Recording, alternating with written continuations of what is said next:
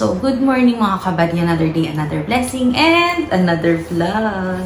So, ngayon, nandito tayo sa kwarto. Kakagising na. Actually, hindi ko kakagising. Kanina pa ako gising. Nag-edit ako ng vlog ni Maki nung part 2 of 3 nung ganap kahapon. Kasi ang haba, ang daming nangyari kahapon. At nakakatuwa kasi sobrang nakakatuwa. Ako nag-edit nung vlog ni Maki nung si Kuya Dario dumating kahapon. Naiyak din ako doon sa moment na nandun siya sa grass cutter. Nag-grass cutter si Maki, tapos nag-grass cutter din siya. Nagyakapan, tapos bigla siyang naiyak. Parang nag-flashback lahat na, yun nga, sinuportahan nila kami simula noon hanggang ngayon. Tapos sabi niya kay Maki, nung sinabi niya talagang, proud ako sa'yo. Sabi ko, dama kong totoo talaga yung love nila kay Maki. So, thank you so much, Kuya, kay ate sa suporta. And syempre, thank you rin sa TKKW 2.0. So mga kabady, kung mapapansin nyo kahapon, may dumating na box galing kay Mother Early. So nagpa-ship siya ng lansones at saka ube. 15 piraso yung mga kabady. So ang ginawa ko, hinati-hati ko. Tapos yung lansones, kinain ng buong tropa. Kasama sila Kuya Dario doon. So kinain namin. Naubos na siya mga kabady. Tapos nagpadala kami kay Tita Norma at saka nagpadala kami kay Tita Norma ng ube at saka ng lansones. So sabi niya, hala, ba't ang dami? Sabi ko, hating kapatid po lahat yun. So binigyan ko sila Tita Norma. And then, ngayon, papakita ko sa inyo mga kabady. Gusto ko lang magpasalamat. Kasi grabe din namin expect. May mga pasalubong na galing sa mga kabady. So, pinasabay kay Kuya Dario. So, nakakatuwa lang. Kasi sabi nga namin, kahit wala ng pasalubong, wala silang ibigay, kami, kapag pumunta po kayo sa farm, ang i-offer namin sa inyo gulay. Pasensya na po kung gulay yung mai-offer namin sa inyo, may ibibigay. Pero kasi, way namin yun ng pasasalamat sa inyo. Natutuwa rin kami kasi mga kabady, natutuwa kapag nagbibigay, nag-aabot kami ng gulay. So, thank you so much po. So, eto mga kabady, papakita ko lang sa inyo yung regalo galing sa mga kabady kina Kuya Dario. Kasi gusto ko makita nyo na sobrang appreciated namin lahat simula sa suporta nyo. Ito mga kabady, may sando. Para kay Maki. Lahat ng tropa meron. Pati si Box na kapatid ko meron. So, thank you so much. Thank you po. Kay Maki. Sabi ni Maki, may sando na ako. Tapos ito, minessage ako nila Kuya Dario kung ano daw gusto ko. Pag uwi nila, galing Canada, sabi ko kahit wala na po. Yung mga bags na regalo sa akin ng mga kabady. Halos yung iba hindi ko pa nagagamit.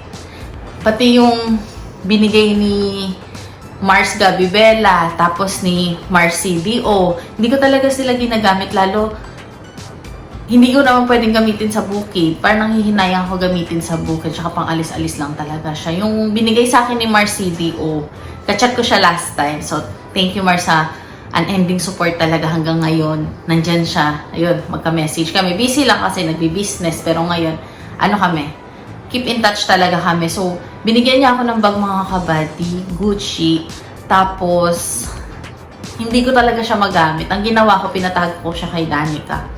Pinatago ko kay Danica kasi mas safe siya doon. Dito kasi yung mga bags is na-i-stock lang din, hindi naman lahat nagagamit. Kapag kasi nagkabag ako, ang ginagawa ko, inaano ko siya, parang sinusulit. Hindi ko tinitignan yung price, kung magkano o kung ano yan. Basta, pag nagustuhan ko yung bag, gagamit-gamitin ko. Hanggat hindi pa siya na sisira na kung anong nangyari, tuloy-tuloy ko siyang gagamitin. So, ayun. Share ko lang, nakatuwa. Narigaluhan nila ako. So, thank you. Thank you, ate and kuya. Yan. Meron siyang ganito.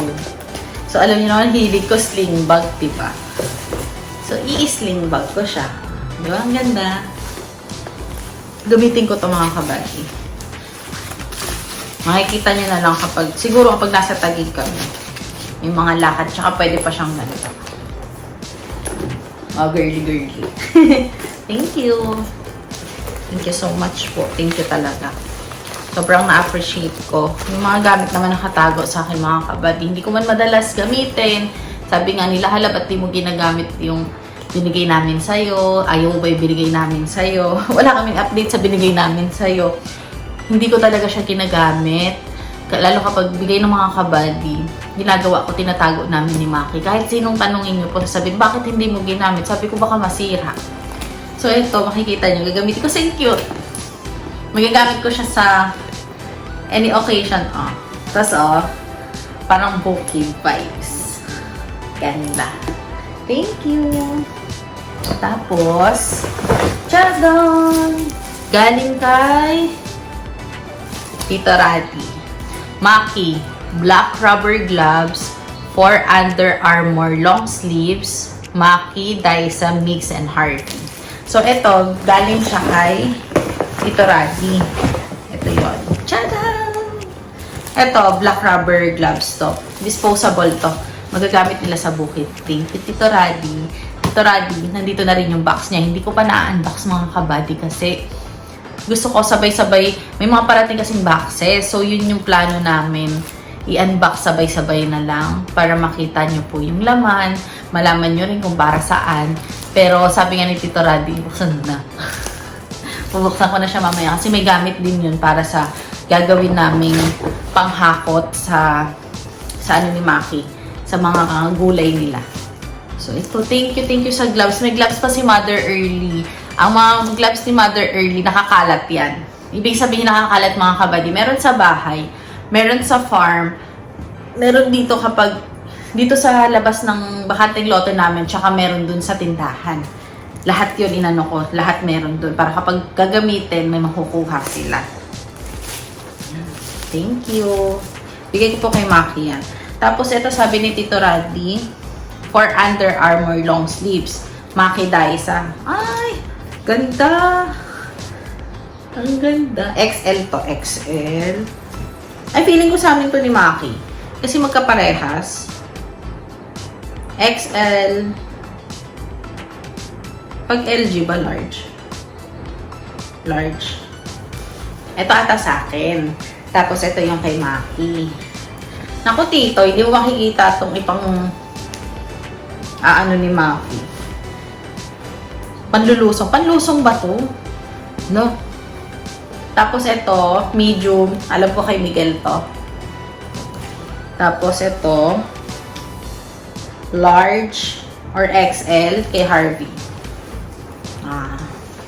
Thank you po. Papaabot ko sa kanila to. Ito kay Miguel. Tapos kay Harvey, bigay ko na lang mamaya.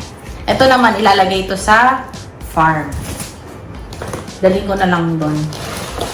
So, thank you so much po. Ito, dito ko nalalagay yung sa amin ni Maki. Thank you. Tapos, ito mga kabady. Galing kay Ate Dolores Galang. So, siya, isa na sa mga solid Makimoto din. Subscriber din po. Pero, hindi kami madalas mag-usap eh. Kasi hindi ko rin nakaka-reply. Ang dami ko pong hindi nare-replyan. Pero, thank you so much kasi grabe, hindi pa rin kayo nagsasawang suportahan, mahalin kami simula noon hanggang ngayon. So, ito mga kabady. Open natin. So, ayan. Pinadalhan niya tayo dahil pinasuli niya kay Kuya Dario. So, thank you at wow! Naku, makikita niyo na naman ako bago yung suot ko. Ay! Ito mga kabady kasi alam ko dati pa eh, sa mga solid kabady. Ay, ang ganda! Wala. Sobrang gusto kong magkaroon ng mga, katulad ni Tita Ami. Si Tita Ami, binigyan niya ako ng, naglimos. Para ang word kasi naglimos siya sa akin ng Mama Mary.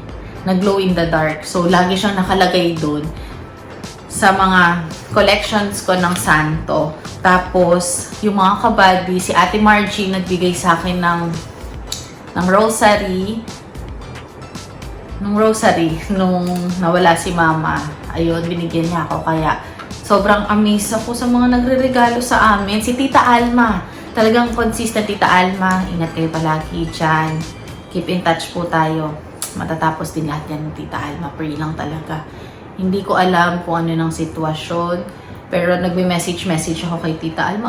Ay, natutuwa ako kasi meron pang binigay sa akin si Tita Alma na evil eye dito sa bahay. Dinisplay ko siya. Tapos si Tita Leia. Kaya nakakatuwa. Nung St. Benedict, si Tita Leia nagbigay. So nakakatuwa kasi, ay, Oo, tingnan nyo mga kabady. O, diba? Parang makeup. Paano nga ba yun? Ayan. Kunyari lang. Bracelet. Parang jade siya, oh. Ay, susuotin ko siya. May jade din ako kasi hindi ko na alam kung saan na ilagay. Dito ata sa kwarto. Tapos, mga kabady. Opo. Grabe. May binigay si Tita Alma sa amin nito. Tapos, binigyan ko. Pasta na. Binigyan ko yung mga, alam niyo na. So, ayun. Meron ako natira lagi kong dala sa wallet ko. Hindi nawawala yung sa wallet ko talaga. Yung isang rosary talaga. Ay, thank you so much po. Talagang amaze ako sa mga sa mga ganito po. Sobrang, mahal ko talaga po mag-grocery. Si mama kasi tinuruan ako mag-grocery. Simula, alam ko grade 2 or grade 3, marunong na ako mag-grocery. Ayan, ganda. Same na binigay sa akin ni Tita Alma. So, thank you so much po kasama sa collection. Talagang thank you so much. Galing, tatago ko po ito. Salamat ng marami. Tapos, kasi parang pinramis to ni ate. Matagal na, parang nasa apartment pa kami. Magkausap kami, at saka may kausap din siya na ito nga yung rosary. Diba ate? Katuwa ate, nakarating na siya finally. Thank you po. Tapos, may bibigay nga daw siyang mga damit sa akin. Loose siya mga kabali, kaya mga gamit ko siya. Ayan yung sexy yung likod, pero konti lang naman yung pagkano. Yan, gagamit ko ito pang alis. Kasi hindi masyadong halata yung tiyan ko. Ang laki-laki ko na kasi ngayon mga kabady. Talagang nag-boom, biglang laki ko. Ay, thank you so much. Thank you po. Ito, pwede kong lagyan ng blazer. Thank you so much po. Makikita nyo na lang po, suot ko to. Lalo pag may mga ganap sa Taguig. Plus, ito. Yan. Ganito yung mga damit na gusto ko. Katulad ng sinisend ni Ate Gloria. Kasi hindi siya ganun ka-fit sa akin. Ay, natutuwa ako dito. Thank you so much po talaga. Tapos sila Tita Teresita Estodart na nagregalo sa amin nung malaking Mama Mary na nandito lang talaga siya sa bahay kasama sa mga collection ko. So talagang mga kabady. Sobrang, yun nga, pinapahalagahan ko yung mga collection ko na yun. Kapag may mga bumibisita, lagi nilang sinasabi na buhay daw yung mga santo ko dito, tapos approachable. Parang iba yung vibes, kaya sobra thank you talaga, na-appreciate niyo sila.